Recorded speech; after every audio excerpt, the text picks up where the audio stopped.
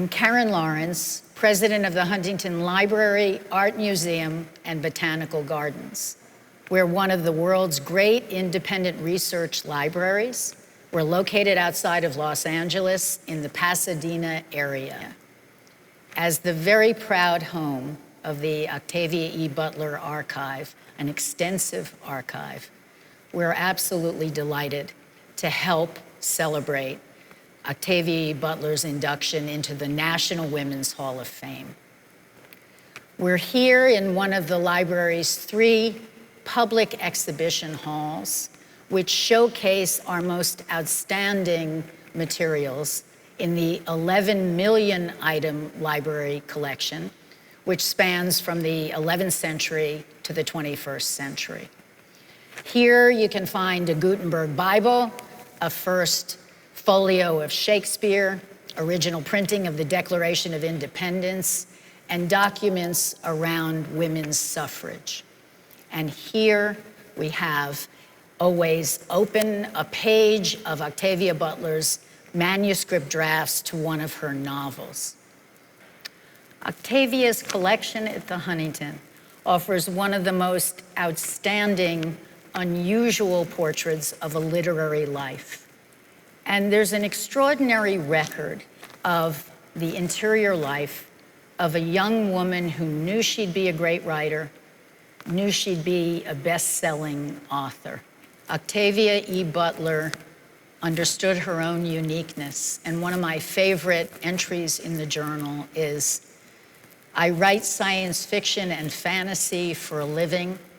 As far as I know, I'm the only Black woman who does this." Octavia was a homegrown girl. Her collection is the most requested collection in the country. We are very proud to celebrate this momentous occasion of the induction of Octavia E. Butler into the National Women's Hall of Fame. It's about time. Hi, I'm Jonathan Kidd. And I'm Sonia O'Dumpton. You may know us from a show from HBO called Lovecraft Country. But now we're super excited, actually enthralled, to be adapting for television Octavia Butler's Fledgling. Her quotation, "All that you touch, you change. All that you change, changes you. The only lasting truth is change. God is change," from Parable of the Sower. Octavia spoke to me because she was the outcast who the world said, "You don't belong." And so she carved out a space for herself. She created worlds for herself. She created universes where she fit in, where she was the norm, where she was the center. Growing up in Los Angeles, California, upon my maturation and understanding and politicization of who I am and my identity sort of serve as a prism through which I look at the world and the way the world looks at me. The way in which she normalizes the historically marginal is categorically life-altering, because to read a text and to not just be on the peripheral, that it's not just about the struggle and then we shall overcome. What if we've already arrived? And in shifting that world around us, the world then has to change in order to meet our standards. And with that said, we want to thank the National Women's Hall of Fame for finally recognizing our ancestor, Octavia Estelle Butler, for her genius, Her creativity, for her magnificence, her political prophecy, for her unapologetic way of being a Black woman. and most importantly, for us. My deepest congratulations to Octavia Butler for her posthumous honor by the Women's Hall of Fame. To the Women's Hall of Fame, thank you for recognizing Octavia Butler's enormous contribution to the literary world and beyond. She's inspired so many of us and expanded our minds, and it's time that we recognize her great, great gifts. Thank you so much. Good evening. I'm LeVar Burton, and I am sorry that I'm not there with you all in upstate New York for tonight's festivities, but I am pleased and proud to have been asked to say a few words on behalf of tonight's inductee, Octavia E. Butler. Now, on the surface of it, I might be an unlikely choice to stand in and give remarks on the behalf of Octavia E. Butler, over 6-foot black woman who wrote like fire and scorched the word with her talent. But on the other hand, like all men, I had a mother, and women have been massively influential in my life.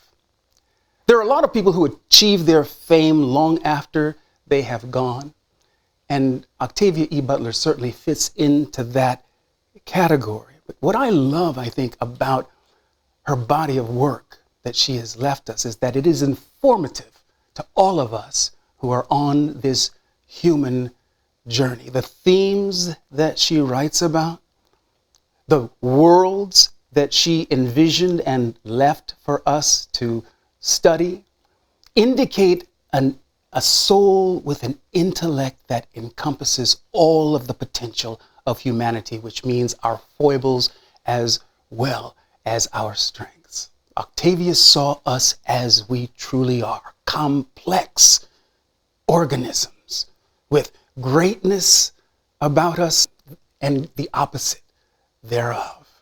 She challenges us to rise to our highest level of being and be absolutely relentless in our examination of who we are and why we are to one another the way we are. And so, it is my extreme and joyous pleasure to accept on behalf of my friend Jules, the managing director of the Octavia E. Butler Estate and Octavia E. Butler Enterprises, I humbly accept on her behalf this induction into the National Women's Hall of Fame. Octavia E.